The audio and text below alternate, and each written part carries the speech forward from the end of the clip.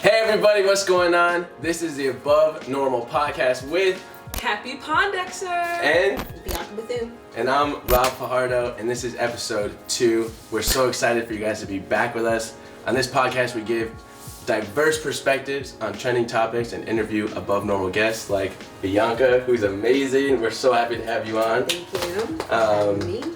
Yeah, Cappie and Bianca are friends. I even want to just start this podcast by letting you guys unpack that. Like, how did you guys meet each other? What's kind of the origin story? I'll take the mic with that one. Okay, go ahead, girl. Go ahead. Well, I saw her from across the room. No, we were actually at a documentary screening, and they were speaking about children in schools that were racially profiled. And specifically in LA, so that screening was based off that, and she was there, and we started talking probably just about our clothes. Yeah, I was gonna something, say you know, both looking fly, probably. Yeah, something cool, and I was like, hey, you're gonna be my friend, and she was like, all right, and then here we are. What was one thing that you guys really liked about each other that kept you guys friends? She's like my sister, you know what I mean? She's like my Nigerian sister that I never had. But no, Bianca's a very smart, intelligent young lady, and she's, she was on the same wave that I was on. I think it was important that to be successful, you have to have like the same people around you, because there's no way that you can go to any level of success if you don't have the same people around you. And her energy and aura was the same from the beginning that I met her, and we've grown over the last like 2 weeks, like no lie, like best friends. Let's like, go. But no, Bianca is a sweetheart. So. Yeah, no, I definitely agree on that. I feel like your people that you're with, especially your top 5, should be a mirror of you, you know, literally, figuratively, because, you know, they just represent you. So I see Cappie and I see an example of me in a way, like she said, the greatness and tapping into that, so. Facts. Yeah. I do love that quote which says you're the average of the 5 people that you spend your time with. Warren Buffett says that, and if you're around 5 sad people, you're gonna be the 6th sad one. Facts. If you're around 5 happy people, you'll be the 6th happy one. And what's even interesting is it goes financially too. Mathematically, you don't find somebody being within $10,000 higher or lower within a group of 5, right? So if you had 5 people and there was like 80,000, 65,000, 75,000, 70,000, you wouldn't have like 400,000 like coming out of nowhere, just because the thing that person's doing in their life, they're just consumed by different things. The same way you wouldn't have 400,000, 400,000, 350,000, 400,000, 20 million. It's just different, you know. And I find that people find it pretty hard replacing people in that close 5, because oftentimes there are good friends and family, and it's not that we don't love them, but it's just like once you recognize that there's a mathematical equation that these 5 people will have a direct effect of what you get in your life, then it's like protecting your own space to say like, hey, I got goals and dreams too. I gotta hold myself accountable. That it's like I can't go down to your vibration. You gotta kind of raise up to this vibration. And I find that it's like pretty hard for people in the beginning to really own that, right? And you find people saying, you know, I don't want to leave anybody left behind. For sure. Before we go in more, Bianca, for people that don't know your background or like what you're up to, like fill us in on what you're doing right now and what you want to become, you know? Give people the inside scoop. So I am Bianca Bethune. I am an actress. I'm in the new Bad Boys for Life with Will Smith and Martin Lawrence. Big time. Myke Lowry.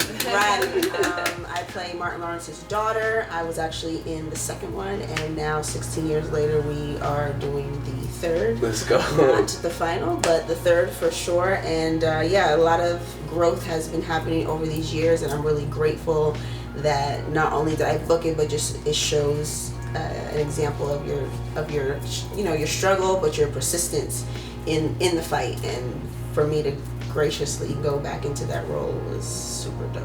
So you've been in the entertainment business for a very long time now. So, Yeah, man.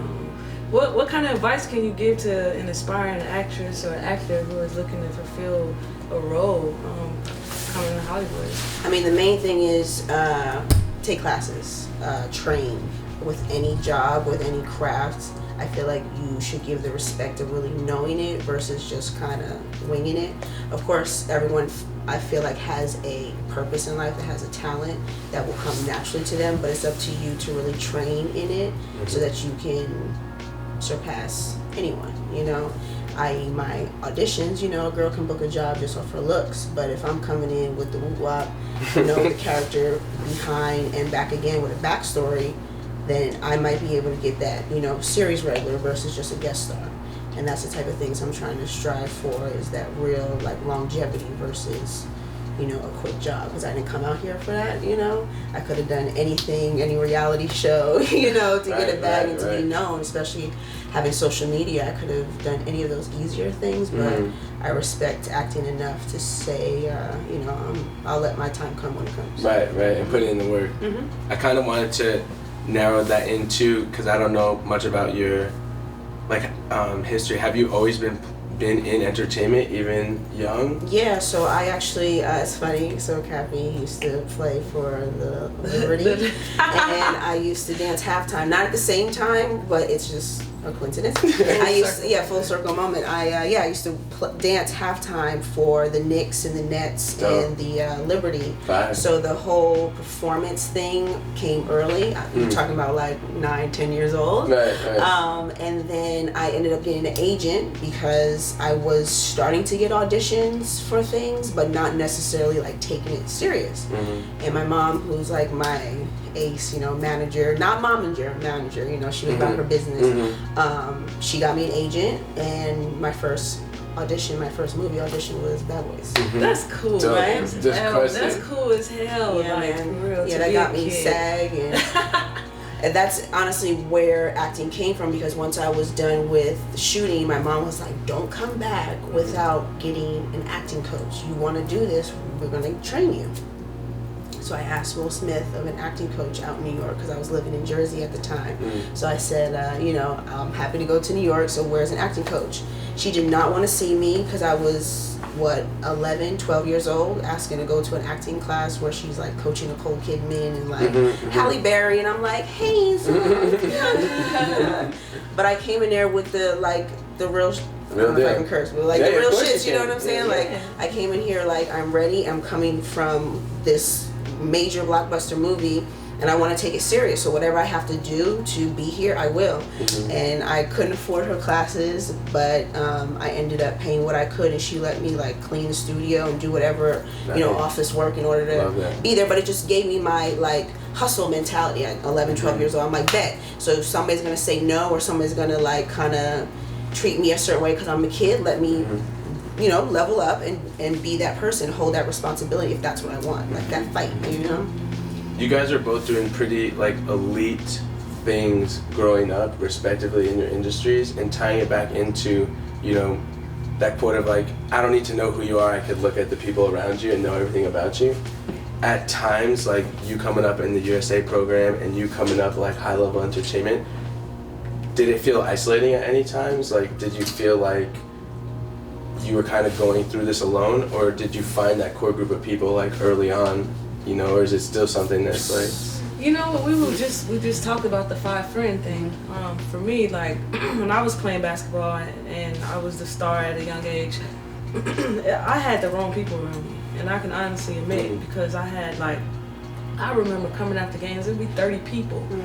Okay, I don't even remember giving out 5 tickets. 30 people wanting to go to dinner, and me paying for everything, and then going out, me paying for everything. Why? And I think about it now, I'm like, you know what, I know I was living in a moment, but it was absolutely the wrong thing. Like getting taken advantage of. Yeah, I mean, you know, you have an entourage. Right. You're always around, and it's you constantly paying for the bill. It sucks everything out. It's a little draining. You know, it's very draining. You were also talking about earlier, you know, having friends that you've known from childhood and then trying to grow and elevate, but still kind of keep them close. That's where I was coming from.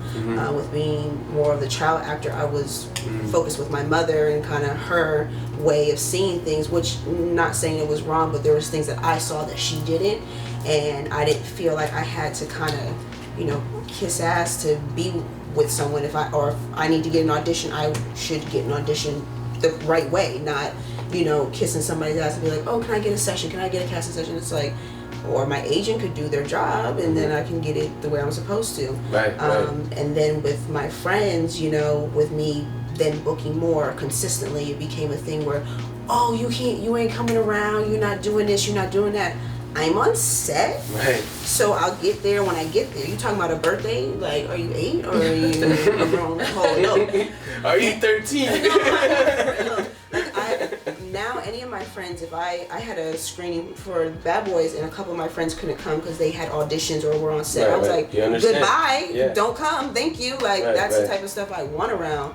Like you said, it's just that example of a reflection of you. Yeah. So if you win and I'm winning, I'm not jealous, I'm not deceiving, like I just want you to win and do whatever. There's so many times I talk about her in conversation just off the thought of her. Like it's nothing like, okay, let's figure it out. It's just like, no, my homegirl does X, Y, and Z. And it just flows like that.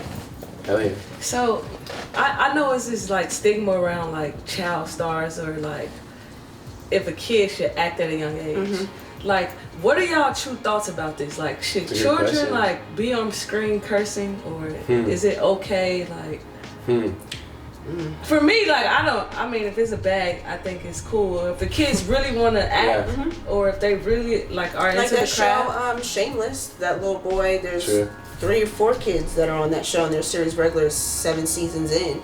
Facts. So my concern with it, with being around that at a young age, as long as they have the right people around them. So that's that funny line in between it where it's like, yes, I want them to win and have money and hopefully be able to help their families, but when you get so much access where no one will say no to you, that's where the drugs and the partying can really come at a very early age and heavy, because they'll have that entourage of 30 people being like, yeah, let's go party, but you have to be on set at 6 a.m. So who are you really hanging out with? So that's the only part where I feel a little tricky with it.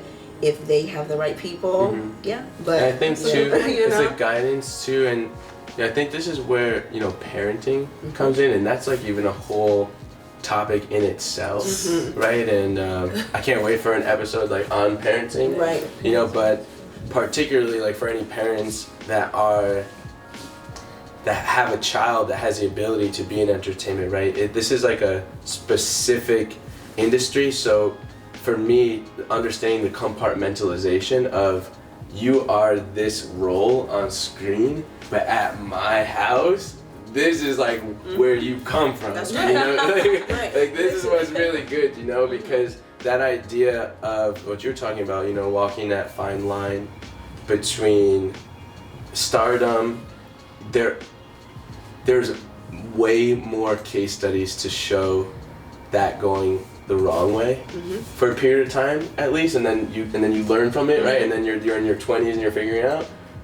Then that actually really working like all the way through. Right. There aren't too many child stars, and I'm like, it's escaping me right now. If you have any of them, I want to are there any good positive stories from a really good superstar child that even now into their teens and adulthood, hasn't been sexually assaulted, hasn't dealt with a mental issue, hasn't, gone off? I'm gonna say, yeah, he came to mind. I randomly thought of like Reese Witherspoon and like Hillary Duff. I don't like Hillary Duff. Those are good ones. Keep on going.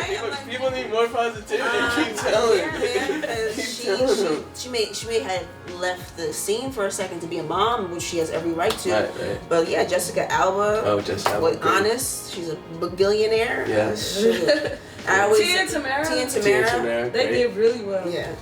I like Zoe Saldana. She's an example of, I like her too. When I talk about my life and the way I would like to move, it would be like her, because you don't hear about her any times besides work, or she at the grocery store. Like if you just happen to snap her, but she's not wild and doing crazy things. She's on the top 3 biggest franchise movies ever. She's on a Doritos bag, so let's get on that level, and she minds her business. Like you don't never hear from her unless it's about her work, and that's goal. I think like again, it all goes hand in hand with just what you want with life. If you want to be acting to be famous, you're going to be going through a lot of other you have things. to go through it. Yeah, but if you want that longevity, then that's where other things have to come in, like with your happiness and other hobbies and skills and friends. Like, I don't play basketball, but I love hanging out with her and being around her people because that's just a same type of vibe. Yes, that I mindset. like. You know, versus always being around actor people and you know, directors and casters. Like, that's tired after a while. And then being around her brings like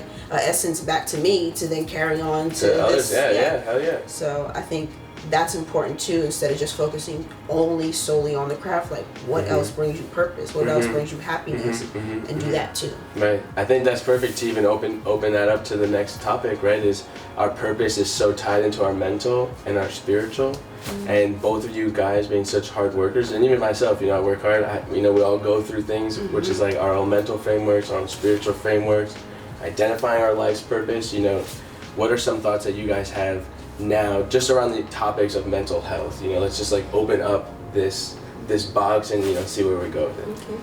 I mean, as a retired professional athlete, I think it's probably one of the biggest things that should be in our community, because it's not talked about. It's actually masked and covered up, and a lot of people suffer. Like, look at Delonte West. That's our latest victim. That's such a good example. Like, this man Who's was a Delonte? millionaire. Yeah, tell him who he is. Delonte West was a professional basketball player in the NBA for more than 4 years, and that's the average job that any player has in the association. So for him to surpass 4 years says a lot about him as an elite player. But it sucks to see that he's out here and nobody's helping him. Like, there should be a He's transition. homeless right now, right?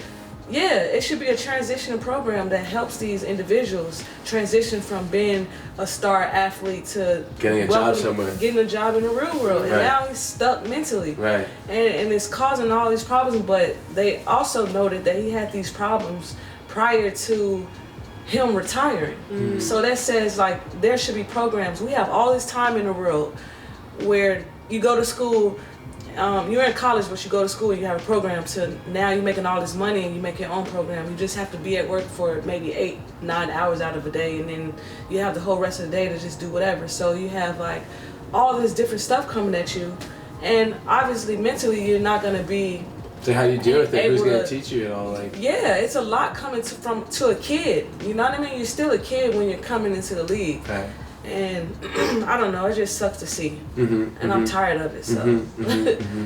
Having those support systems and even, I guess, that, you know, opening the safe space to have the dialogue, you know, in the locker room or behind closed doors or with like confidants, so it doesn't create that buildup. You know, a lot of the things that I've recognized when I've seen someone dealing with anything related to mental health or depression, you know, sometimes like a great conversation or a hug or support is like all somebody really needs to feel heard and not judged, right? So like, I'm going through this, but that doesn't make me a liability on the court.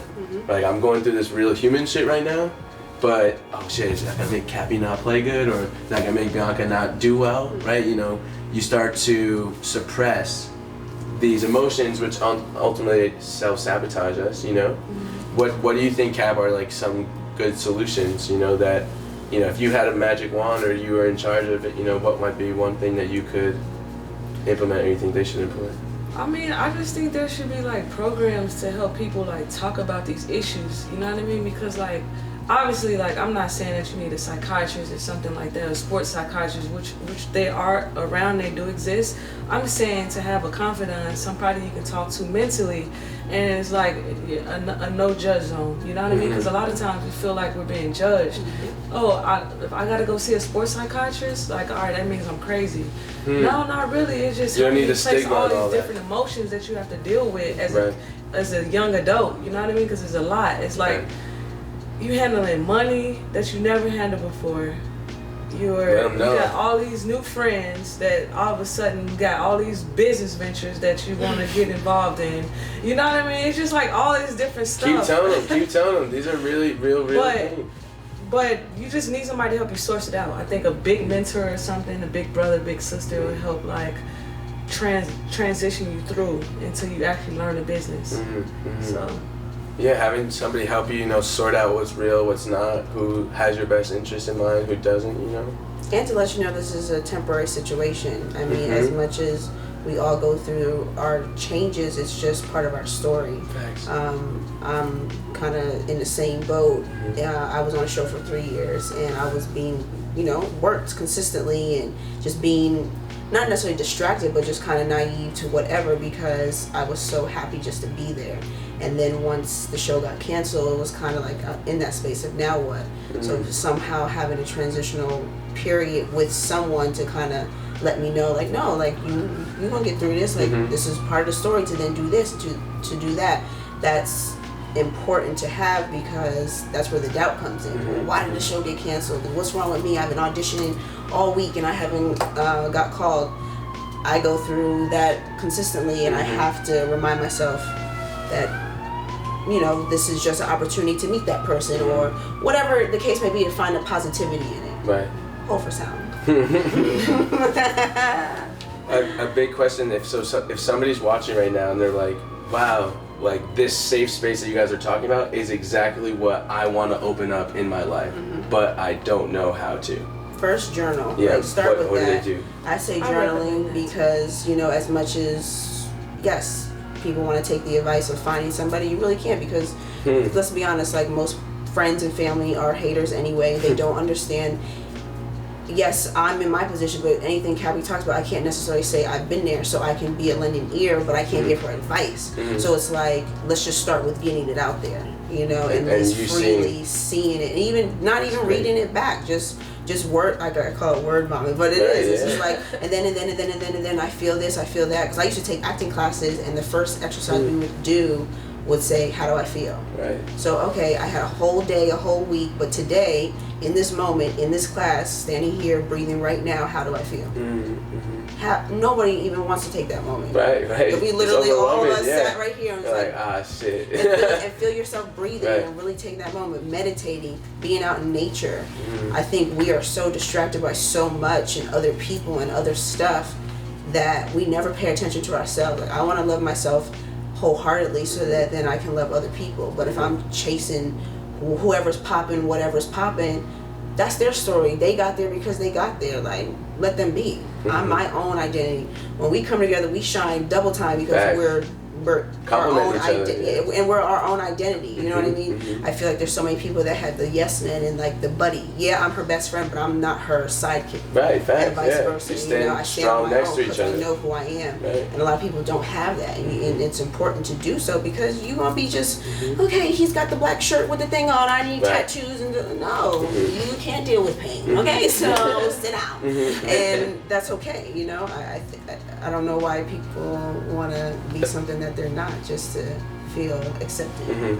That's a good difference. It's social media. I think it's like social media has like made this like thing is like where you have to be a certain way as an individual to even feel like something, when it's like that's not true. Like, you gotta dig deep within yourself where you don't need social media. If you could take breaks from social media like 4 to 5 days, I think okay, social media doesn't ruin you. But if you can't take 4 to 5 days or more than that, then I think you should rethink everything, because like social media can really rule your life, like if you allow it to. Dictate what you're doing, where you going, what you wearing, all that. It's not necessary. But again, it goes back to just tapping back into yourself. Being able to look in the mirror. A lot of people don't even want to love themselves, take care of their skin. Like, I used to have really bad cystic acne. So it's like, super underneath. Hey, it worked. Take it at night. But nah, like, I was always covering it up with makeup, and it got to the point where, like, physically I could feel my face pulsing, like it wanted to come out, like all the BS wanted to come out. And it was like symbolic for my own life, and I really had to strip down. I went to a dermatologist, skin peeling, looking wild, and it was like, if this is what I need to do to find me, so be it. Even my hair, I cut my hair super short. My hair was damn near as short as yours, looking crazy, and now like my hair is the most beautiful it's ever been, because I had to again strip down to the basics and work my way up instead of just masking it all the time. Love when you that. go home, who's gonna be there? You know? Love that. You gonna sleep in that makeup? normal thinking. There is. There's this quote that my high school quote or motto was like of the school was "Get cut down to grow back stronger." So it's the cheese of shit, right? So that whole process, right, is very leaving normal behind, becoming the best version of yourself. Sometimes it's not the easiest thing to take a couple steps back, or to slow down, or to like plan, or to recover, or to do whatever you need to do to then like springboard off into the next best thing, you know. And that takes a lot of trust in oneself. Yes. And a lot of faith. Yes. You know, so where do you guys find your faith, or find your motivation, or find your pull to like do these big things and like continue achieving and striving and like dealing with all these emotions? Like, you know, why do you guys do it, and what helps you do it? I don't know. I mean, ever since I converted Muslim, it's given me a piece of serenity, because like I will always catch myself waking up early in the morning but not realizing or understanding what was happening to my body or what I needed spiritually. And now I understand more so that it's my religion and it's okay, because I grew up Baptist in a Christian background. So for me it was a lot different. But now that I'm older and I've kind of become who I've become, it's something that I can never take away, because it's who I am, and it's my religion, it's my spirituality. And I think we judge so much a lot of times based on people's religions, and I think it's just time that we understand that we all are individuals, and if we understand that, then we'll understand like what faith really means to ourselves and other people. That's right. Period. Period. Because I've never That was really judged. great. Listen, I say That's really great. Kat. it's Thank you for always saying above me now. That's the word I always use, because there's so many things that I have gone through that I would never think I would be able to get through. My mom recently just passed before the holidays, and I remember sitting in my kitchen, and my aunt was on the other side of the room, and there was just stuff piled, because I wanted to move out of there and just be done before the new year. And there was stuff piled everywhere, and symbolically I was looking at her like, I can't do this, there's so much stuff blocking. And I really had to like dig deep in myself and know that I had the strength to do so, with knowing I had guidance from my angels and God, you know, like it doesn't matter about the religion or going to church or whatever. It's like, I'm in this space right now, I am out of my comfort zone, I feel doubt, I feel worry, I feel fear, but yet I'm going to still push forward. And that's where that trust and that faith comes in, because yet you still do it, you still persevere. And the best feeling is then being done, or you know, passing that hurdle, that obstacle. So many of us get into that moment where it's like, I don't think I can do it. It's like, that's the space I want to be in at all times. It's like that unknown, you know, out of your comfort zone space, because you want to keep growing, you want to keep elevating, and the only way to do so is to be in a space that you've never been. So. Yeah, I love a quote that reminds me of is the gems of life are made under pressure. So all of our high pressure moments, all the diamonds, emerald, rubies, sapphires, that's what we end up making a career off of. That's what we write a book off of. That's what we get a role off of. That's what we learn a lesson from, you know, and it's timeless. So I wanna ask you this question. So I know you just added that you just lost your mom. Yeah. What advice can you give to young girls in general, or young boys who just lost their parent? That's a good question. Like, what kind of advice can you give them to move forward? Yeah. First, to know that you did all you could. You did it. I feel like looking at the past of what you could have done does not help nothing. You need to just be grateful for the moments in time that you had with that person. I just know that it's part of my story, and it's not defining me or causing any type of blockage to any other blessings that may come. I feel like my mother was sick, and by her going into heaven and passing and not physically being here on earth is a positive thing, because then she's not in pain anymore. If I kept her here selfishly, I would have had her in that space. So I think maybe trying to see it in that perspective may help. And also going through the emotions. It's okay to cry. Like in the morning, early in the morning, I'm up at like 6 and I could boo-hoo, or I could just watch a little video of her or a picture, and that just, I'm taking that moment to say, yes, I miss her, and I can do this moment, and I can cry, and I can laugh, and I go about my day. But masking it and suppressing it is not healthy, and there's no reason. You have every right to be sad and miss someone, deserve it. so go ahead and feel that. If you don't have the safe space, maybe that's where we go and go drive to the beach, go, you know, sit in nature, and if you want to do that, do it, because we're human. Right, you need that release. Like, So listen, good. I'm gonna laugh and cry at the same time if I want to. You know what I mean? Like, That's great advice. Yeah. I think people need to hear that, and that goes back to mental health issues. Right. Surpassing the feelings, and hiding and masking that stuff. So it's good to have an outlet and talk about it. So I'm glad we're doing this podcast. yes. I Just know appreciate you're not mental health. alone, for real. Like, someone's going through something like you. If it's not a loss, it's a financial thing, it's a health thing, it's a body image thing. And if you can freely speak about it, you don't know who else you're helping. Right. So why not love yourself and just go through the changes? Shoot. And build the habits, you know, because conflict or resistance is just built into our life. So I like how you shared that there's things that feel like death in so many different areas of people's life, from their business to their family situation to their living situation. And so the idea is, if you can develop the right habits and framework and the mindset that you're sharing, well, not only are you, like, you're going to be able to deal with all the tough things, and it's okay for it to be tough, right? So maybe that's something that not enough people hear enough, that when we're talking about being successful or being motivated, like, one of the strongest things to do is cry, in my opinion. You know, vulnerability is a trait that warriors have. And it's like, because when you have an understanding of that vulnerability, you know, it allows you to be stronger ultimately. And that perspective too of, you know, that idea, like, perception is reality. You know, I see a lot of like a new branding instead of like a mourning of death, a celebration of life. You know, and That's what we've been doing. you know, or like, instead of saying no war, no war, no war, say pro peace, right? There's always there's that duality to it, where it can either be a little bit lighter, you know, a little bit darker.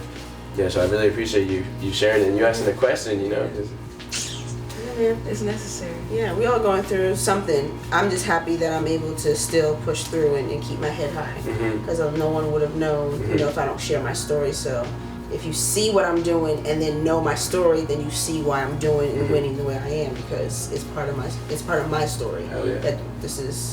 And one thing I definitely, before we wrap up, I want to get you guys open on this. So being very amazing women in business, different industries, I want to be able to give you guys a space to, like, share some of these different career elements, negotiation elements, branding elements, just like things that you have learned to other women that are, like, specifically women, not even just men, you know, really tailoring it to how do you be a badass woman in business, you know, and what do you need to look out for, what are some pieces of advice, who do you need to talk to, who do you need to have around you, you know, from the things you guys have done good. You better have that 18,000 part question. I just think for women, I think the most important thing is us backing each other up and just empowering each other. Because we are in a male-dominated society, and when we don't do it together, we fail. When we do it together, we win. And I think the more women that are together, the stronger we are, and we can fight for things that we're fighting for. But when we're all apart and all over the universe, and we don't have each other back, then I think that's where the problem is for us. We definitely need to. Dang, I had a thought, but I forgot it. Backing each other's back. Definitely having each other's back. But I was saying, just to, like, make sure you know your worth. I mean, keep a standard. I feel like so many times we have contracts. We're like, read this. Tell me if I'm tripping.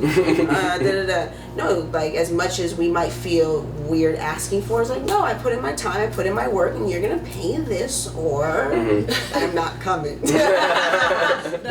No, but for real, because if you don't and you kind of let it slide that one time, then it's gonna be another time and another time. Like, man, And Niggas check shaking is their looking And real we all short. know the industry is this big. Right. Right. It's not as big as it seems. And ask for help. Don't be afraid to ask what you Don't, want. not necessarily like a handout, but just be like, look, I got this project. You think you can help me with the boo boo boo? And even if that person doesn't know a specific person, maybe they can guide you to somebody else. And I'm not saying, can you please talk to them and tell them that this is and this is like, no, I have the project right here. I just need it to be cultivated and brought to a different form. So ask for it versus just saying, That's a really great know one. who to call or who to ask. So I have a question. So y'all think the WNBA player can actually make $1 million one day? Yes. I do think so. Because you know why? There's a show called The Big Bang Theory and Friends, and those people got $1 million per episode, male and female, over time. Wow. So let that be a lesson. Time will tell. Time will definitely tell. Yeah, why not? If over time, like why not? Just because it hasn't been necessarily happening for as long, why don't you guys deserve that? I will say over time to be fair, but why not at all? I'm just curious to know. Like, I honestly want to see it happen because I think it's a huge accomplishment for Americans. But I just don't know how close we are.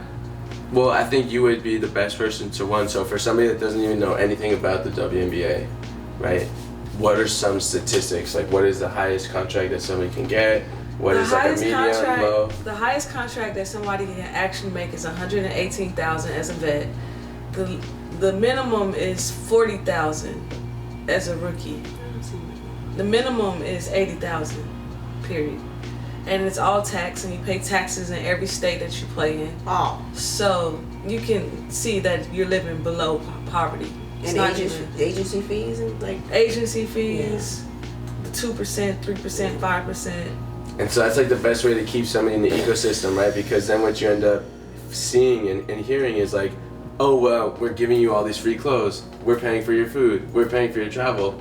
But what that doesn't allow you to do, that the men are able to do, which is build a nest egg for yourself like during your gainfully employed period of time, right? And between 20 to 30, that is a huge period of time to become gainfully employed, where you can start to build yourself some type of leverage for your 30s, 40s, and 50s. So that's why I don't like when I've heard that in the past, where it's like, oh, well, we expense everything for a player. Yeah, you're only getting 40K or 80K, but that's just spending money. Like, save all that. What do you got to spend your money on anyways? The difference is the dudes have like 800K or like 5 million that they're just like giving to financial advisors. Expenses are expenses. We have to look nice, right? Go in and out of the games looking professional. We have to take care of our bodies, so that means you have to spend money on massages, medical treatment, therapy. There are expenses that comes with being a professional and y'all have athlete. families. And families. What the hell? We can't even survive. What are we gonna eat? Like, come on. You're right. That's how I feel with acting. You know, I always had like a minimum, depending on if I was a guest star or co-star or like heavy recurring series regular. My friend who was a series regular on the show I was on, she started getting more money as the years went on. Right. But it was nothing compared to the guys that were on the show that were series regulars. But they were on the same show at the same time, so that was always tricky. But I always felt like after a while, which I hope I understand, that you know, my scale will you know, rise as the projects come. So as much as I'm saying, yeah, not right now, I'll get $1 million, but I hope over time, you know, I've done enough work and time and doors and other actors open other opportunities that they would pay me what I should, versus like, oh, well, let's look at your resume, or let's look at who you are and base it off that. I don't think that, and yeah, shit, we get taxed and agency fees and all that, so by the time it comes to me, I'm like, gas money. Okay, I'm fine, I'm here on that. And one good parallel, just to make, you know, that this is a question, you know, for the decision makers who will watch this, you know, which is, I guess, the unfairness in the proportionate relationship that happens to our skill set growing and our income growing, right? So we're just looking at two industries. So men's basketball or just men's athletics, right? When you perform better, you get paid more. entertainment, as you become a more desirable actress, you do better in your roles, and you become more of an item, a commodity, your price rises. Correct. In Cappie's case, Cappie can practice 10,000 dribbles, 50,000 dribbles, 100,000 dribbles, run 10,000 suicides, and become a top 15 WNBA player of all time. Mm-hmm. But she's maxed at 120,000 a year, less. That's wild. There's no proportionate ability to the talent growth and the income growth. Mm-hmm. What other industry is like that? You know, even if you're in a corporate job, you know, if I wanted to go work for Goldman Sachs right now, if I go work harder and spend more time there, I'm gonna make more money. But what about brands? Can you then take your focus, be like, okay, cool, until y'all figure it out, let me go over here to Nike or Gatorade or whatever? Or is that kind of the same thing in those fields? They cap it. I think there's not enough information about that side of things. Okay. And so it's just beginning. People are starting to understand that to bring yourself outside of the actual court is very important. Probably so important. The most thing. important. The NBA gets it.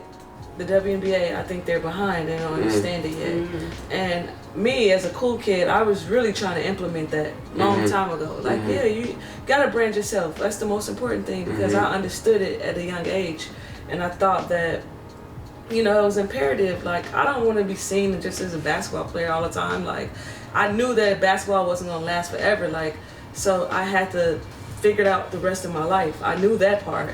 It was just a matter of like understanding, I guess,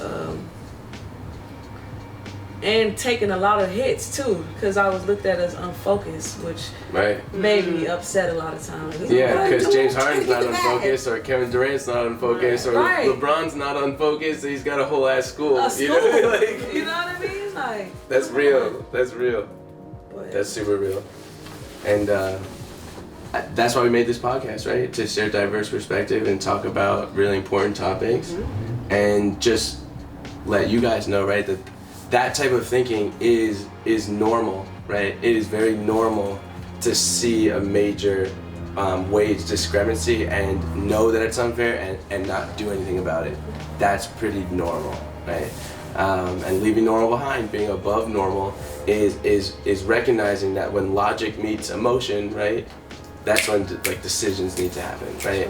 So when it becomes so obvious that there should be a relationship, proportional relationship to becoming better and getting paid more, and then seeing a group of individuals that are getting exploited in that way. You know, the NCAA finally just came around in a different way with college players, right? Giving them the first time ability to not get made billions of dollars off them, you know, and not make a single dollar from it. But so these trends are happening and changing, and Cap, you're really leading it, you know, for the WNBA. You're really important in that, and you know, we respect you for that a lot, and people are looking to you for that. And Bianca, it's really great to have you on too. Like, you're a superstar. Thank you. And before we kind of wrap up, I wanted you guys to kind of share any last thoughts. So I always like asking a good question. Is if you were given like a golden microphone, right, and you were gonna talk into this microphone, and then 7 billion people around the world were gonna hear a message that you said. You could take a deep breath and like put yourself in the moment. Yes, here I am. So you close your eyes. You have the microphone. You walk up. What is the thing that you tell everybody? Live in your purpose. And then I walk away.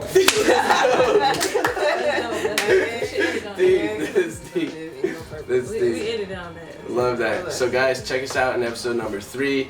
If you haven't joined the Leave Normal Behind movement yet, go to leavenormalbehind.com and do so. Bianca, where can people find you, and what should they be looking out for? Yes, check me out on Instagram at the Bianca Bethune _ Hopefully it's down here on the bottom. And I have a YouTube channel that I just started. It's called It's Me, Bianca B, and I talk about how I book bad boys, just about persistence and things I was talking about earlier, and yeah, acting, of course. So check me out. Amazing. We'll see you guys in the next episode. Woo!